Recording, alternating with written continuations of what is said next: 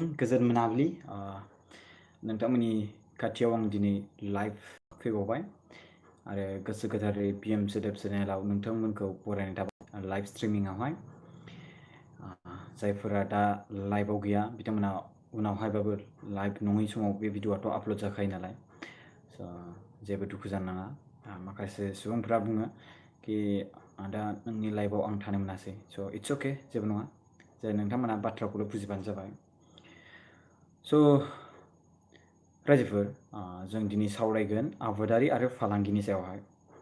नोंथांमोना मोजां मोनो आरो मोजां मोना बे नोंथांमोननि सायावसै आरो आं जिखिनि आंनिफ्राय नलेज आरो आं जिखिनि बुंनांगौ जोंनि बर' हारिनि सुबुंफोरनो आं बै नलेजखौ नोंथांमोननो होनो जथेस्थ' नाजागोन आरो बेवहाय दायो कमेन्ट फैदों बेनो जाबाय अरिजिनेस नार्जारिया कमेन्ट होदों थेंक इउ हाय ब्र होनना बुंदों हाय स' जों दिनैनि खोथाखौ जों सावरायनोसै जागायजेननोसै बेनो जाबाय आबादारि फालांगि स' फालांगिखौ जोङो सावरायग्रोगोन फालांगि माने बिजनेस जाहैबाय नङा होमबा जोंनि बर' रावावसो फालांगि होनना बुङो बाट बिजनेस स' आं नोंथांमोननि कमेन्टखौ उनावहाय रायज्लायगोन आरो नोंथांमोननि कमेन्टखौ आं उनाव रिप्लाय होगोन लोगोफोर नोंथांमोना कमेन्ट होनो गोसोब्ला कमेन्टखौ होबाय था आं खेबसेनो फरायनानै नोंथांमोननि कमेन्टखौ होगोन गोनांथिफोरखौ बाट आं दायो टपिकआव रायज्लायग्रोनि जों गोबां सुबुंफ्रा बर' हारिनि गोबां सुबुंफ्रा माखासे गोबां सुबुंफोरनाव रां दं बाट बिथांमोना रांखौ बहा इनभेस्ट खालामनांगौ बिनि बारा इसेबां गुन गैया नलेज गैया स' जायनि जाहोनाव बैसोरो मा आइडिया गैयिनि थाखाय जिखिनि रां दंमोन जिखिनि एसे एनै रां दंमोन बैफोर रांफोरखौ जानाय लोंनायावहाय बाहायो जाय बिजनेसखौ मावदों बे बिजनेसखौ गोसो होनानै फकास होनानै खामानिखौ मावनांगौ नोंथाङा जुदि जिनि दखान होदोंब्ला जि फाननाय गस्ला लंपेन्ट बायदिसिना बेनि जुदि बिजनेस खालामदोंब्ला खायसे सुबुंफ्रा मा सानो सोरनिबा सेन्देल बेफार खालामनाय सोरनिबा साहा दखान होनाय सोरनिबा माबा मोनसे मुलि दखान होनाय बैसोरखौ मालायनि नांनायखौ नुनानै नोजोर होसिगोन आरो आंनि बिजनेसा माथो जायाखै मिथिबायना आंनि बिजनेसा माथो जायाखै बिसिना माथो बिराद नांसोगारदों नैबे मेगना बैसोरनि माबानाय खामानि मावनायखौ नोजोर होगोन आरो बै गावनि जिखिनि जि दख'ना गस्ला लंपेन्ट बायदिसिना फाननाय बेखौ ज्राब गारनानै बैसोरखौ फल' खालामसिगोन बैसोरनि फाननायखौ मिथिबायना बे जायगायावनो मोनसे सेन्टाराव आरोना मोनसे सेन्टारावनो आं मोनसे फालांगि बिजनेसनि सोमोन्दै आं एसेबां गुवारै थाङा बाट नोंथांमोना जाहाथे बुजिथों बेबायदि खायसे दङ कि बेखौ ज्राब गारसिगोन आरो बे बिजनेसखौ लागायसिगोन सोरबा साहा दखान होदोंब्ला बे साहा दखान होनायखौ नुनानै खायसे मानसिफ्रा सोलोंसिगोन डाइरेक्ट बिसिना बिराद रां हाबो बिराद माथो साहा लोङो बिसिनियावहाय बिराद मेथाइ जायो बिराद माथो घुगुनि जायो बिराद फथा जायो बिराद फुरि जायो माथो होमबा जोंबो बेयाव दखान होनांसिगोन ओरै फारसेथिंजाय दानिया दखान होसिगोन गावनावबो दखान मानसिफ्रा हाबला आरो माने हाबनायाथ' हाबो बाट इसेबां गैया आरो बैनावबो माने रानलायनाय जासिगोन आरोना रानलायनाय मालायनिखौ मेगन नोजोर होनानै दानाबा जेबो डेभेलपनि जेबो बेवहाय माने उन्नति जानाय नंला मानो होनोब्ला बे जायगायाव जेसेबांखिनि इनाफ थोजासे जेसेबांखिनि रायजो राजाफ्रा नोंनि दखानाव हाबगोन बै मोनसे दखानाव हाबदों ना बिनिफ्राय बेसेबांनोखा आरो बिनिफ्राय आरो गुबुन आरो एक्सट्रा जे हाबफैबावगोन आरो मोननै मोनथाम दखान साहा दखानखौनो खुलिगोन आरो नोंथांमोना बेयाव बिजनेस खालामगोन नङा होमबा आरो बिनि गेजेराव बेयाव जे नोंथाङा प्रफिट जागोन बे माने रानलायनायसो जागोन आरोना आंनिफ्राय जे नोंहा जिखिनि जि दखान होदोंमोन ना बे जि दखान होनायावनो एसे एनै नांदोंमोनब्ला बैखौबो लस खालामनानै खायसे मानसिफ्रा लायो आरोना आरो बिजनेस फालांगि आरो आबादारिजों गोबां रिलेसन दङ मिथिबायना सोमोन्दो दं गोबांनो मिथिबाय गोबां सोमोन्दो दं माबोरै सोमोन्दो दं आं नोंथांमोनखौ खोन्थागोन मिथिबायना जोंनि बर' हारिनि मानसिफ्रा गोबां बे माने हा बिराद बुरजा दङ मिथिबायना जोंनि बर' हारिनि मानसिफोरनाव गोबां बुरजा हा दङ बाट एसेबां बुरजा हा थानानैबो संसाराव बोरै थांना थानांगौ जानाय लोंनाय माहाजोन रिस्ट रांखौ बोरै खामायनाय बिनि जेबो गुन आरो गियान बारा इसेबां गैया माने आइडिया गैया मालाय मुस्लिमफोर मिथिबायना माखासे मुस्लिमफोरा आधा बिगा आरो 1 बिगा बेखिनि थानानैनो ओरैबायदि मालिक जानो नाजागोन ना आरो जाखायोबो मिथिबायना माबोरै आं खोन्थानो नोंथांमोना आं मोनसे स्ट'रि बायदियानो हमना ला सासे मानसि आरोना आङो जेराव थायो बे आदैया साख्रिबो मावो मिथिबायना आरो बे साख्रि मावनायजों लोगोसे बिथाङा जिखिनि हा बायदोंमोन बे हाया ओरैबायदि गोथौमोन मिथिबायना ओरैबायदि गोथौमोन दानिया बे हाखौ मा खालामबाय बियो खोबाय मिथिबायना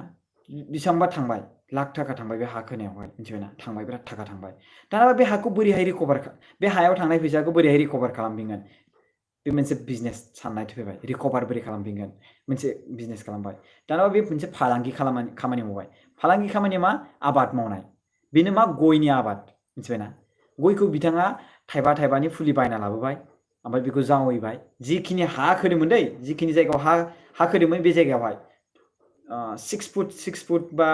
4 फुटसो मिथिबायना हा बे खोनाय जायगायावहाय गयखौ जावैबाय जावैनानै बे गयनि दामखौ साननानै नाय नोंथांमोना थाइबायाव बायदोंमोन बिथाङा आरो गय फुलि देरोब्ला अब्ला साननानै नाय बेसेबां मोनगोन दे नोंथांमोना गेस खालामलाय नोंथांमोना बेसेबां मोनगोन नोंथांनि मथेब्ला 50 थाखा 40 थाखा दाबायदि समावथ' बेसेबाङाव मोनखागोन अब्ला थाइबा राङाव बिथाङा 45 थाखा प्रफिट मिथिबायना होमबा बेसेबांबा हाजार गय फुलि गायदों होमबा लाख थाखानि जिखिनि बेयावहाय माने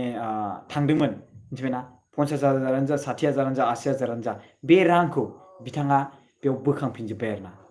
नैदि बायदि बिजनेस माइन्डबो थानांगौ आरो फालांगि आबादारि माइन्डबो थानांगौ बे नंगौना नङा दालाय फालांगि आरो बिजनेस माइन्ड नङा होमबा जे बोरै बोखांफिनगोन आं बे रांखौ नङा होमबा आरो बिनि गेजेराव आबाद मावबाय डाइरेक्टलि बेजों रिलेटेड जाहैबाय स' जोंनि बर' हारिनि माखासे सुबुंफोरखौ आं बेखौनो बुंनो सानो जा बुरजा हा दङ बिथांमोनहा जेबो आइडिया गैया मोनसे बेगर बायनो हायो जोङो मुदुमफुल बेगर जेनेबा मोजां बे बेगरफोरखौ जोङो 50-60 थाखानि बायनो हायो बेफोर मुदुमफुल बेगरफोरखौ जों फोनानै लानानै बैफोर मुदुमफुलफोरखौ जों आबाद खालामनानै जों गोबां केजि 20 थाखायानो जा 30 थाखायानो जा गोबां जोङो फानहरनो हायो नों जेबो मावनो नाङानो गायबाय फोनानै होबाय डाइरेक्टलि गावनो रज'बाय नङा होमबा बिनिफ्राय आरो नोङो बोखांनानै डाइरेक्टल' हरदो नङा होमबा दा आरो जोंनि बर'फोरनि मानसिफोरा खालि आबाद मावबाथाय 6 मास आबाद मावबाय बास दलर थाबाय मिथिबायना 6 मास आबाद मावबाय आरो दलर थाबाय आरो बिनि उनाव जेबो आबाद मावनायनि जेबो माने सानला आरोना मिथिबायना जेबो सानला मा टपिकआव रायलायलायखो ब्र' खोनासंबाय थाबानो जाबाय आं मा टपिक राव रायज्लायदों नोंथाङा दासो लाइभआव फैदोंदां स' बेनो आरोना जोंनि बर' हारिनि माखासे सुबुंफोरा गोबां हा थायो बाट जानो गैयै जानानै थायो मिथिबायना एगजाम्पल आं मेगनजों प्रेक्टिकेलि नुबाय आरोना 20 बिगा 30 बिगा थायोना अब्लाबो दाहार आरो बिदिनो दाहार जानानै बै हाखौ बन्द' खालामनानै लानो थाङो इभेन जोंहाबो इभेन आंनि न'खरखौबो बुंना लागोन मिथिबायना आंनि न'खरखौबो बुंना लागोन स' आं गोबां बुङो गोबां माखासे सुबुंफोरखौ माने जोंनि न'खरनि माखासे मानसिफोरखौ आं गोबां बुङो जे जुदि जों बाहेराव थाङालासिनो जुदि जोङो न'आवनो जिखिनि हा दङ बेखौ जोङो बिजनेस खालामबा बैयाव थांनानै नों मा खामानि मावहैगोन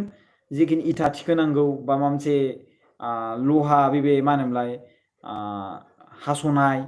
बा बिनि गेजेरावहाय ना फोसाबहैनाय नाथुरनि नानि कम्पानि नङा होमबा बेफोरबायदि गोबां राबार कम्पानि बेफोरबायदि कम्पानिफ्राव जों थांना खामानि मावहैयो बाट नोंथाङा एसे साननानै नायलाय जों जुदि गावनि हा जिखिनि दंमोन बे हायावनो जों जुदि बैफोर जेसेबांखिनि खस्थ' बे खस्थ'खौ जोङो बेयावनो जुदि खामानि मावोमोनब्ला आबाद मावनायावनो जेनेबा हमना ला गयनि बेफार गय बोसोराव नोङो जावैनानै नोङो गय फन मोनथामसो बा सापस हमना ला 1,000 बा 1 लाखसोखौनो हमना ला 1 लाख गयखौ नोङो फोबाय 1 लाखनि गेजेराव 50,000 खिलिबाय नङा होमबा बे 1 लाख गयनि गेजेराव नों बेसेबांसो थांगोन सापस हमना ला 20,000 30,000सोखौनो हमना ला सापस हमना ला आरो 20,000 30,000 बेफोरबायदि रां थांदों आरो ओमफ्राय बे गयखौ नोंथाङा बे 1 लाख गयखौ नोङो माने जावैयोब्ला बेवहाय 50,000खौनो गाज्रि जानाय सानना लादो आरो 50,000खौनो जाखांदो ओमफ्राय बे 50,000खौ नोङो 50 थाखा रां मोनजासिम 2 बोसोर बेखौ मोजाङै जोथोन लादो बाट बेल'खि नोंथाङा जेब्ला जावैगोन ना बै समावहाय नोंथाङा खेबसे जावखुनानै आरो गायफिनबावनांगोन आरो 6 फिटसो मोनसे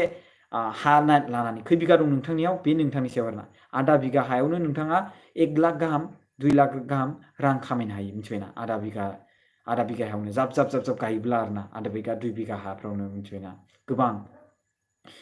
ओमफ्राय आरो नोंथांनाव 5 बिगा गाहाम दंबावोथ' गोबां आरोना स'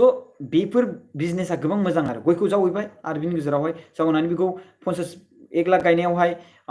1 लाख जावैनायावहाय 50,000 माबा खिलिबाय आरो बे 50,000खौ माने 1 फुट 1 फुट माने 6 फुट बा 6 फुटथ' नांलाया सरि 1 फुट 1 फुट आं 6 फुट होनदोंब्ला निमाहा होदो दै 1 फुट 1 फुट स' 1 फुट 1 फुट बेखौ गायनानै गोजान माने 1 फुट 1 फुट बा माने 1 फुट बुङोबा मिथिबायना 1 फुट 10 सेन्टिमिटार बेफोरबायदि गायनानै बेखौ नोङो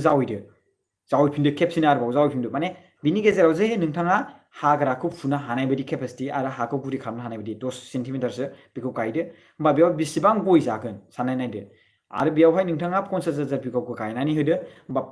50,000 30,000 रां थांनायनि उनावहाय नोंथाङा जुदि 50,000 गयखौ जुदि गायोब्ला होमबा साननानै नायदो आं केलकुलेसन नोंथांमोननि सिगाङावनो खालामना देखायनोसै ओरैनोथ'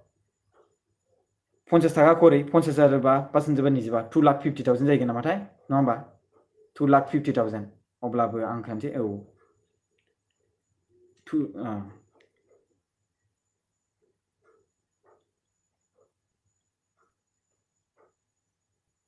25 लाख जाहैबावसो मिथिबायना लाख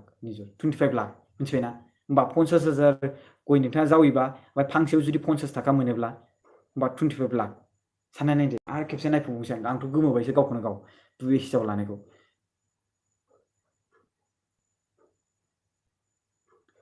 25 लाख नंगौ 25 लाख होमबा 50,000 नोंथाङा 30-40,000 रां गारनानै नोंथाङा 1 लाख जावैनायाव जुदि 50,000खौ गारबावबायसो नोंथाङा वेस्ट खालामबावबाय बेखौ सानना ला बाट इसेबां लस जाया इसेबां वेस्ट जाया इसेबां खिलियालासिनो थाया खमावबो 20,000सोआ लस जानो हागौ आरो ना 20,000सोआ बिराद जोथोनै लानांगोन आरो ना बिराद मोजां गुवार जायगायाव एखेबारे बेखौ माबानांगोन जावैनांगोन मिथिबायना ओमफ्राय बिनि उनावहाय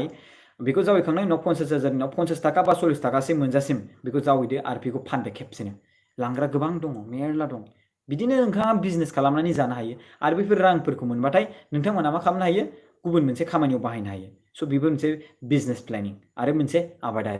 आबादारि आरो बिजनेसजों बे मोनसे प्लानिं जाहैबावबाय स' आं दहाय बुंदोंमोन मा कि जोङो माखासे दखान होनाय जों गुबुनफोरनि खामानि मावनायखौ नुनानै लब दाजा नोंथाङा मायाव बिराद रोंगौ मिथिबायना नोंथाङा मायाव गोबां रोंगौ आरो नोंथाङा मा खामानियाव गोबां रोंगौथि दङ मिथिबायना बेखौ नोजोर हो मिथिबाय मालायनि बै बे बिजनेसा गासिबो मोजां नोंनि सायावसो मावनायनि सायावसो आं जुदि माबा मोनसे स्टुडिअ खुलिदोंब्ला अब्ला आं जुदि मोजां गाव खामानि मावनो रोङाब्ला बे स्टुडिअआबो बोसोरसे बोसोरनैनि उनावनो बायलांगोन खोब बोसोरसे बोसोरनै थागोन बेनि उनाव बायलांगोन नङा होमबा मिथिबायना दा माखासे बेवहाय माखासे सुबुंफोरा बेबायदिनो थिग हमना ला इउटुबनिखौनो हमना ला इउटुबार माखासे सुबुंफोरखौ इउटुबार जानाय नुनानै खोब इन्ट्रेस्ट जायो खायसे मानसिफ्रा रां खामायनाय नुदों बायदि सानगोन अके आरो बेनि गेजेराव इउटुबार जासिगोन बाट उनावहाय टाइमखौ गोबां लस जासिगोन जिखिनि बेलेग खामानियाव फकास होनांगौमोन बे खामानियाव फकास होनो हाला फकास होला बाट बेयाव इन्ट्रेस्ट जासिगोन बाट ओजोंबो जाला ओजोंबो जाला बाट बिथिंबो खालामजोबनो हाला ओरैबो खालामजोबनो हाला दा बिदिनो निउस लाइभखौनो होनना बुं माखासे पर्टेलखौनो होन बर'नियानो होन गुबुननियानो होन बिसोरबो मालायनि खुलिनायफोरखौ नुनानै गोबां खुलिसावलाबायना लासिगोन बाट सोलिनो हाला उनावहाय आरो बिनि गेजेराव बरबाद ओरैबो जाला बै समाव साख्रि नागिरनो ना ओरै मा जानो सेस बरबाद आरोना स' बे मोनसे फालांगि बा बिजनेसाव जाहैबावबाय आरोना स' बिनि थाखायनो दखाननि बेलायावबो बेबायदिनो आरोना जे नोंथाङा सोरबा दखाननि बिजनेसखौ जुदि मोजां जानाय नुदोंब्ला बा दखान होनायफोरखौ नुदोंब्ला अब्ला बै दखान होनायखौ नुनानै जे नोंथाङा येस आंबो प्रफिट मोनगोन आंबो बिजनेस ओरैबायदि खालामनांसिगोन आंबो बे दखान होनाय बे जि दखान होनायखौनो आंबो जि दखानखौ होनांसिगोन येस आंबो बेबायदिनो होनांगोन फानसै बाट उनाव थाङै थुङै मा जासिगोन सेम रानलायनायसो जासिगोन होमबा मा प्रफिट थागोन सिगाङाव नोंथाङा 500 थाखा प्रफिट थायोमोन दिनावहाय हाजिरा थायोमोन बाट उनावहाय 250 थाखा थासिगोन मा जाखो आरो नोंथाङा एफा जि लाबाय बिजनेस स्टार्टबो खालामबाय स' नोंथांनाव लस जागोन जाबाय लस जाबाय नंगौना नङा स' लस जाबायना स' बेबायदिनो जि खामानि मावदोंमोन बिनिनो अभार माने गुबुन मावनायखौ दा नोजोर हो माने गाव जि खामानियाव दङ बेखौ लानानै खामानिखौ जुदि आवगायलाङोब्ला जि मोजां लाबोनानै फानफैनो हायोब्ला नङा होमबा जे जानाय लोंनाय हटेलफोरनिखौनो होन साहा दखानफोरनिखौनो होन जुदि जों मोजां सावनानै बा मोजां गोथाव बा एसे खम होआलासिनो एसे बारा मिथिबायना जि थोजासे खायसे मानसिफ्रा जानाय लोंनायफ्राव गुगुनियानो जा माबायानो जा पटायानो जा फुरियानो जा गोबां फिसा फिसा सावो सिंग्राफोरखौनो जा बिराद फिसा फिसा सावो बा फुरियानो जा बिराद फिसा फिसा सावो ओंख्रिफोरखौबो गोबां लेथ्रा माबा बेफोरबायदि सावो स' बेफोरनि थाखायनो बबेबा हटेल बा बबेबा दाबायाव गोबां मोजां मोजां रेस्टुरेन्टफ्राव गोबां मोजां मोजां बुरजा बुरजाबो होयो नङा होमबा एसे नांगौबा दामखौनो एसे बारा लागोन नङा होमबा स' बेफोरबायदि आइडिया थानांगोन आरो ना जायनि जाहोनाव नोंथांनियावहाय कास्टमारखौ बोनो हानाय बेफोरबायदि केपासिटिया थानांगौ बेबायदि बिजनेसा मिथिबायना आरो मालायनि बिजनेस खामानि मावनायफोरखौ मालाबाबो नोजोर दाहो गावनि बिजनेसाव गोबां फकास हो आरो टाइमखौ बेयावनो स्पेन्ड खालाम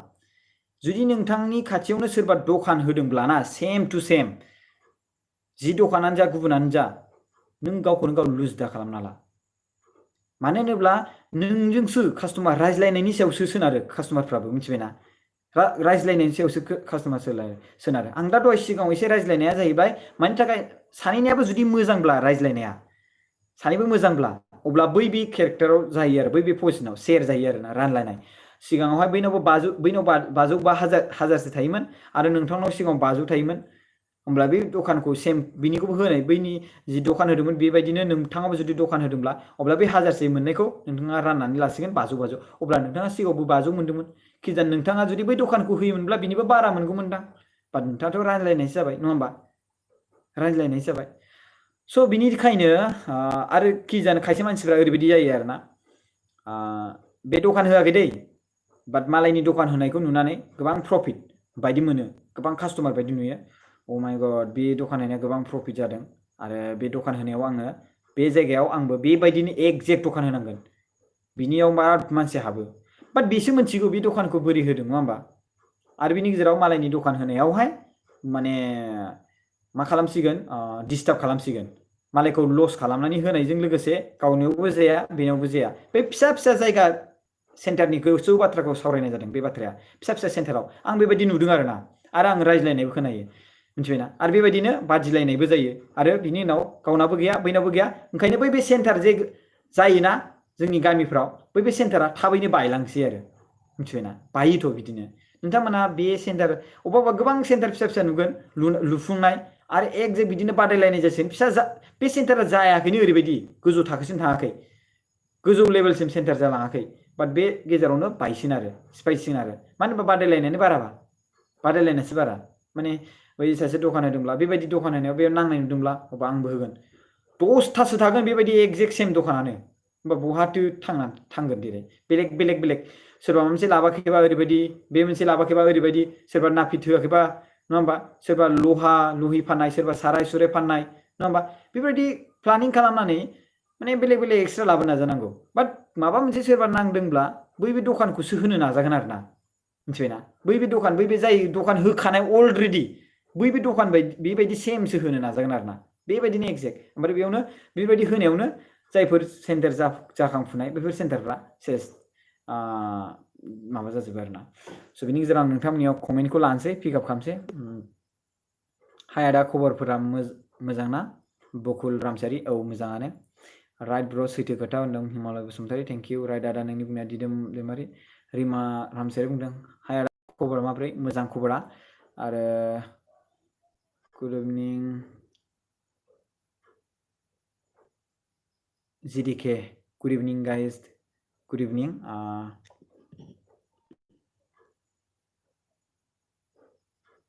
तामुलपुर थांनाय नामा सिमांसा मुसाहारि तामुलपुर आंथ' दिनै थाङाखै थांनायालाय बाट सिगाङावहाय आङो जेब्ला MCLA केन्डिडेटफोरनि इन्टारभिउ मोगा मोगि इन्टारेक्सन लादोंमोन ना बे समाव आङो थांनाय जादोंमोन स' नोंथांमोननि खबरफ्रा मोजाङानो थागोन बायदि मोनदां आरो आं बिजनेसनि मानाव बेखौनो बुंनो सानो कि नोंथांमोना गोरान खेथि गोबां मावनो हायो जाय आबाद मावदोंना बे आबाद मावनायावहाय नोंथांमोना माइ गायदोंब्ला बा बेवहाय बर' माइ होननाय मोनसे दं बेखौबो नोंथांमोना 6 मास मावखांनायनि उनाव आरो 6 मास नोंथांमोना बेवहाय दै सोनानै मोजाङै बेवहाय नोंथांमोना आबाद मावनो हायो मिथिबायना आबाद बेयावबो मावनो हायो स' जोङो खायसे मानसिफ्रा बर' मानसिफ्रा खायसे आरोना बांसिनानो नङा बांसिन माने खायसे मानसिफ्रा खालामा खायसे मानसिफ्रा खालामो आरोना बिथांमोना माने ओरैबायदि हा दङ अब्लाबो माने जि बानानै थायो आरो मिथिबायना बानानै थायो 6 मास मावनांगौ जानांगौ थानांगौ बास जेबो गैला बिथाङा जे आरोबाव जे बिथाङा आबाद मावनो हाबावो बे हायावनो मटर गायनो हायो मिथिबायना मटर गायनो हायो आलु गायनो हायो माइ गायखांनायनि उनावहाय दै मटर गायनो हायो आलु गायनो हायो माने मटर फोनो हायो ओमफ्राय आलु माबानो हायो स' बेबायदि एसेबां खाबु मोननायावबो मानसिफ्रा मावा आरोना गोबां हा दङ हा थासे थानानैबो हाखौ ओरैनो दोनो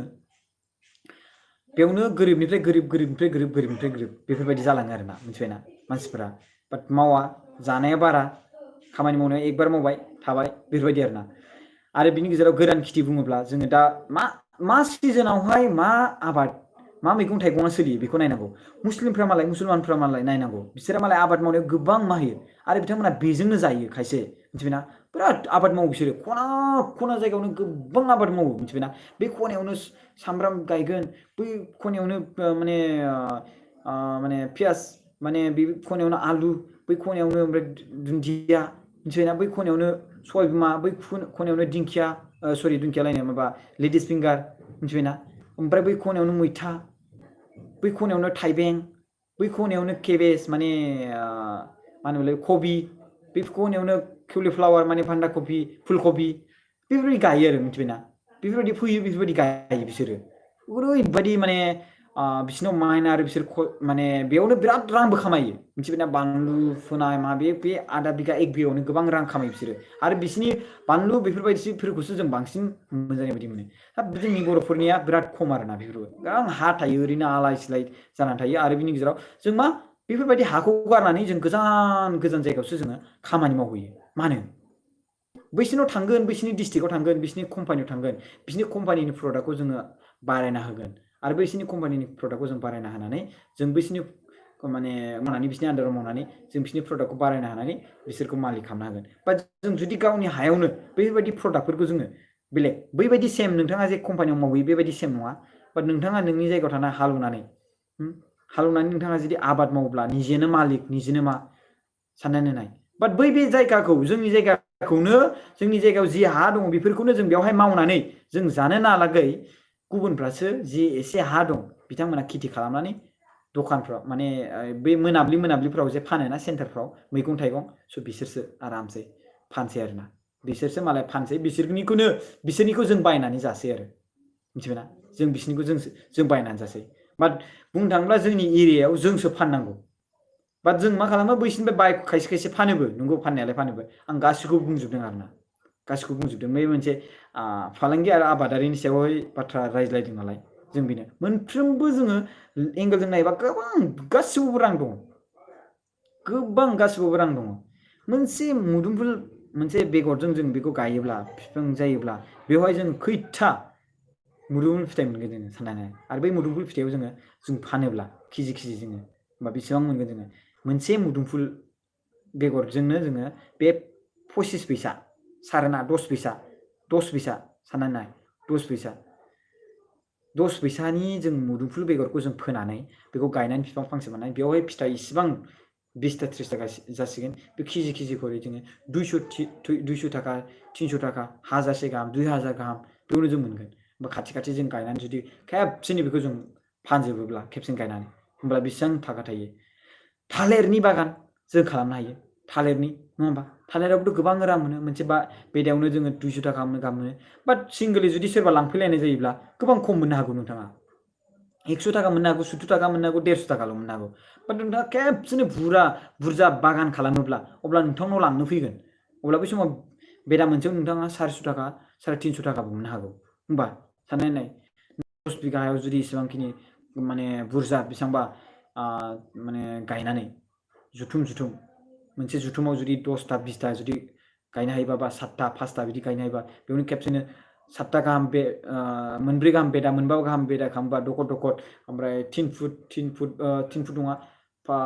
4 फुट गाहाम गोजान जुदि गायोब्ला होमबा 4 फुट गाहाम जों जुदि गोजान गायोब्ला होमबा थफा बिदि गायनानै जों जुदि माने आबाद खालामोब्ला 10 बिगा गाहाम खालामोबा बेसेबां रां थागोन रां खामायो जों गोजानाव थांनानै मानो खामानि मावहैनो गोनां जों बेयावनो आरामसे बिजनेस बेनो जाबाय बिजनेस नोंथाङा आरो जुदि नोंथांनाव जुदि गारि दङब्ला अब्ला नोंथाङा गावनि माने प्रडाक्टखौनो बा गावनि बे थालिर फिथाइखौ माबाखौनो बे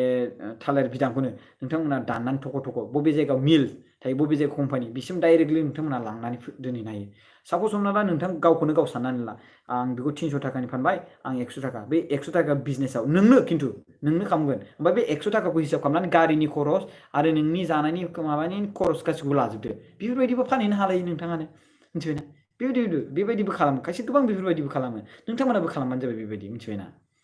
मिथिबाय स' गयनि बेलायाबो बिदिनो जों गय फांसे गायोब्ला बा फोयोब्ला जेनेबा हमना ला फांसे गय गायबाय फांसे गय गायनानै बे खिलिबाय आरो बिनि उनाव बेदा मोनथाम गाहाम होबाय बे बेदायावहाय खमावबो 100था गयखौ होनाय सानना लादो 100था गय बिनि बारा होयो गोबांनो बिराद बारा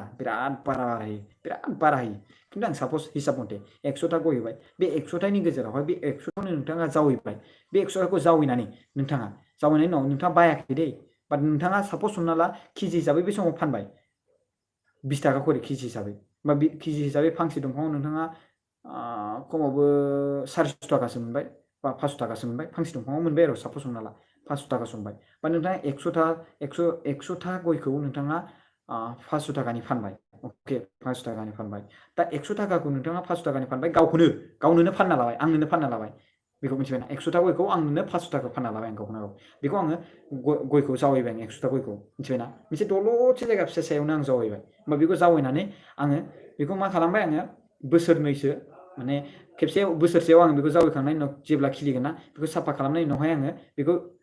माने बेलेग जायगायाव गायबाय आङो गायस्लायबाय आङो ओमफ्राय गायस्लायनानै आं बेखौ बोसोरनै दोनबाय गोजौ जाजासिम बेसेबां जाजासिम मिथिबायना ओमफ्राय बेखौ जोङो बेखौ 40 थाखानि फानबाय होमबा जों बेखौ हिसाब खालामसै मिथिबायना जों बेखौ 500 थाखायाव फानदोंमोन दै साननानै नाय होमबा बेखौ जोङो 100 थाखाखौ जोङो होमबा बे समाव जोङो दा 30 थाखायाव होमबा 30 थाखायाव जों फानदों होमबा 30 थाखायाव फानबायबा 100 थाखा गयखौ होमबा बे समाव जों 500 थाखा मोनदोंमोन दा जों बेवहाय 3000 मोनबाय बोसोरनि गेजेराव बा फांसे बिफाङाव जोङो 3000 थाखा मोनबाय बा फांसे बिफाङाव जोङो बोसोरसेयाव 1000 मोनदोंमोन बा जों बोसोरनै जों नेनाय लोगो लोगोनो सुद मुल हिसाब जानानै बिथाङा माने 500 थाखा राङा जोंनो मा होबाय 2500 थाखा जोंनो रां होबाय सुद मुल खालामनानै होमबा साननानै नायदो बेसेबां प्रफिट थायो बाट आं 30 थाखा खरि हमदों 30 थाखा नङा खमाव बे 50 थाखा बा 50 थाखा खरि हमोब्ला 100 थाखा गयाव बा 5000 जायो बा 500 थाखा रांखौ होमबा खै हाजार प्रफिट होखो 4500 होमबा नायदो बेसेबां प्रफिट होयो जोंनो होमबा नायदो फांसे बिफाङा जों गाव ओमफ्राय बेफोरबायदि गयखौ गुबुनफ्रा माने लांनानै बिजनेस खालामहैसिगोन बा जोङो जे जायगायावनो जों गावनो बिजनेस खालामनानै जों बेखौ खालामनो हायो बा जों बेखौ जेबो रावबो साना एखेबारे बे समावनो जों बेफोरबायदि खामानिखौ मावनांगौ आरोना बाट उनावहाय जुदि गासिनावबो गय थाजोबोब्ला अब्ला सोर बायगोन बेबो मोनसे कुइसन नङा होमबा बेबो मोनसे कुइसन बाट बे समावहाय एसेबां जे गय गैया बयनावबो गय गायनोसो नागिरदों बाट मानसिफ्रा खायसे बायो गय जावैनो बायो गोबां बायो स' आं नोंथांमोननो माखासे आइडिया शेयार खालामबाय नोंथांमोना बेफोरबायदि खालामनो हायो थेंक इउ स' माच गाइस आंजों दसे लाइभ थानायनि थाखाय आरो नोंथांमोना बेसेबां मोजां मोनखो आं बेखौ बुंनो थांला आंनि माने नलेजाव जिखिनि शेयार दंमोन बा आं जिखिनि बुजिदोंमोन लाइभनि थाखाय नोंथांमोननि थाखाय बुंथावना आं बेखौ नोंथांनिसिम बुंनानै नोंथांमोना लायो लाया बे नोंथांमोननि सायावसै आं बेखौ बुंनानै दोनथ'नो थाबाय खुलुमनाय थाबाय बयनिसिमबो गोजोन हर रायजो राजाफोर